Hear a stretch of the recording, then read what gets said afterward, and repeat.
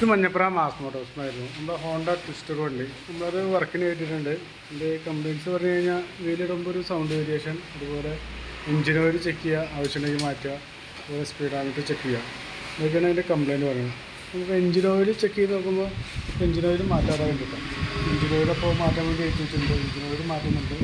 അതുപോലെ ഈ ഗിയർ ലിവറിൻ്റെ ഒരു കംപ്ലയിൻറ്റ് പറയുന്നത്, ഗിയർ ലിവർ ഈ ഭാഗം ഹൈറ്റ് കുറച്ച് പൊതുവിട്ട് നിൽക്കും. അതായത് നമുക്ക് വേറെ ഒന്നും ചെയ്യാൻ പറ്റില്ല. നമ്മുടെ ഇവിടെ താത്തി വയ്ക്കുമ്പോൾ ഇവിടെ ടച്ച് ആവും. അത് വേറെ രീതിയിൽ ഉപയോഗിക്കാനേ പറ്റുള്ളൂ. ഗിയർ ലിവർ വേറെ ഒന്നും ചെയ്യാൻ പറ്റില്ല.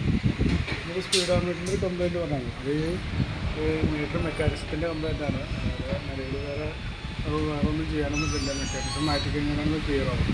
വേറെ നമുക്ക് വേറെ ഒന്നും ചെയ്യൽ നടക്കില്ല.